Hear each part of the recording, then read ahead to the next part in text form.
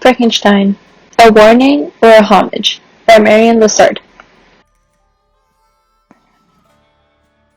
Frankenstein, or the Modern Prometheus, is an 1818 novel written by English author Mary Shelley.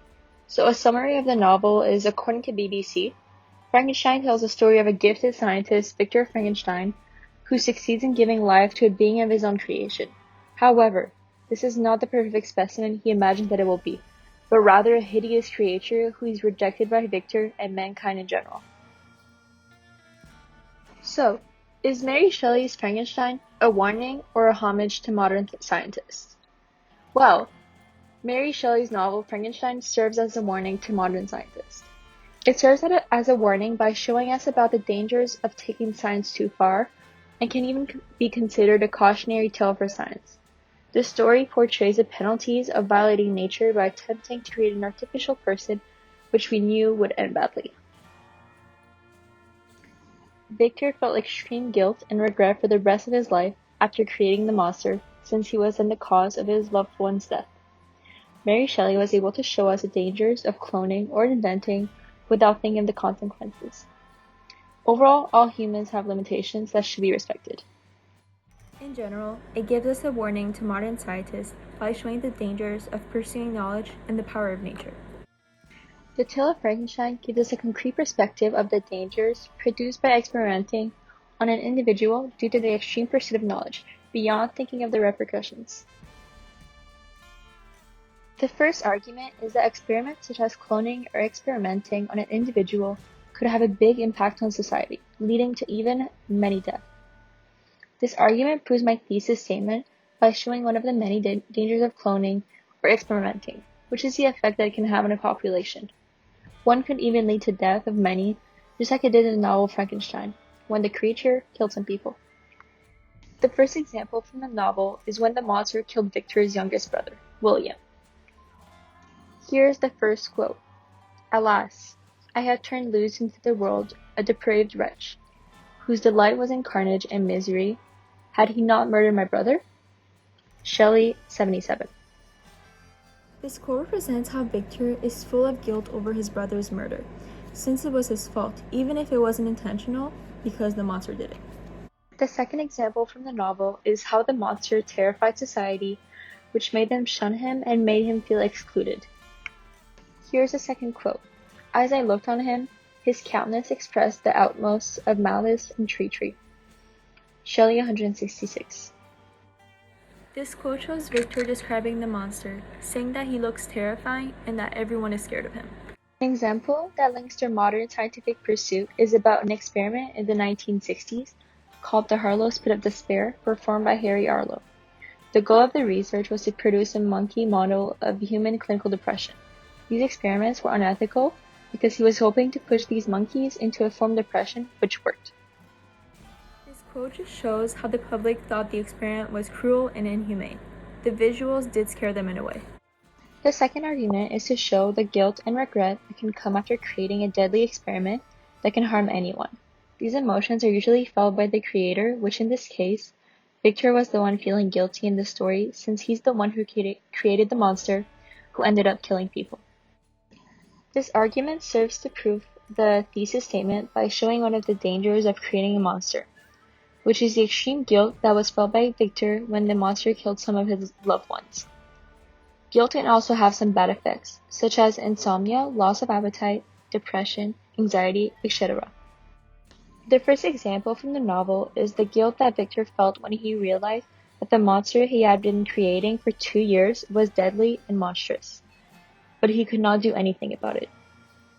This quote just shows when the creator awoke and turned out to be monstrous, which is when Victor realized that he had made a big mistake. The second example from the novel is when Victor realized that the monster killed his little brother, William, and that it was his fault. The example is, quote, "Nothing in human shape could have destroyed that fair child. He was the murderer. I could not doubt it. The mere presence of the idea was an irresistible proof of the fact."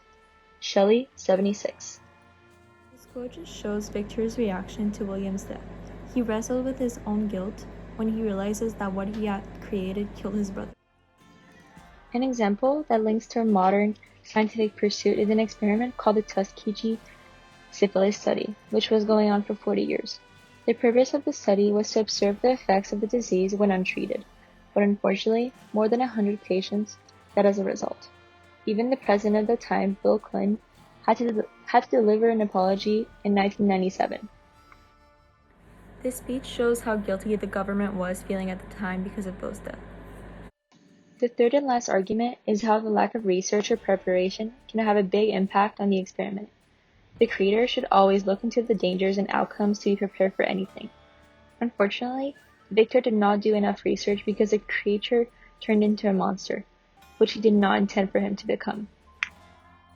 This argument serves to prove the thesis statement by showing how the creator should know all of the risks of an experiment, especially if he or she is inexperienced.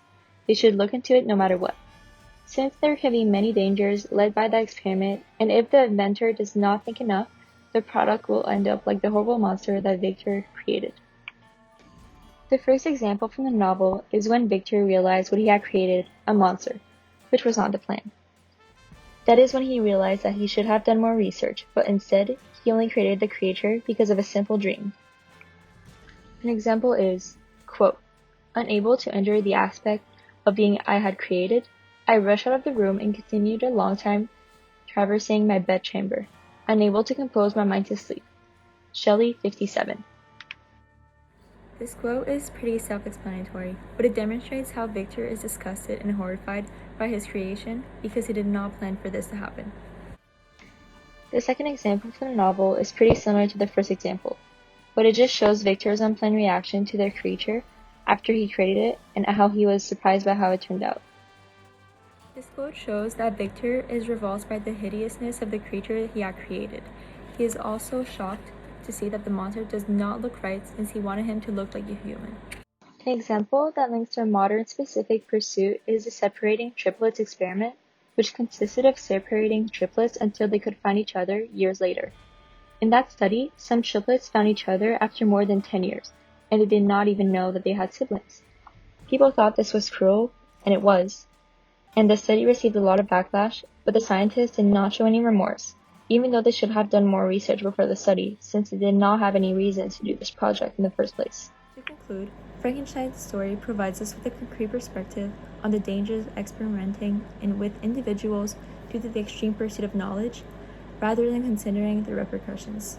Like described in the presentation, the story gives us many perspectives of the dangers that were caused by Victor, and also the consequences it has on society.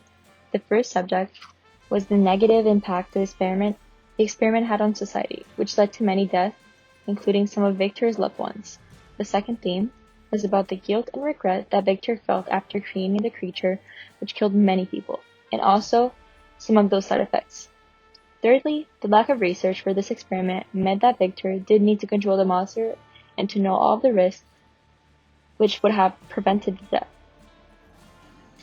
To sum everything up, the author Mary Shelley did an amazing job at portraying all of the factors considered when creating some sort of human, and which can be very helpful to the modern scientists so that they will not make the same errors that Victor did in the future.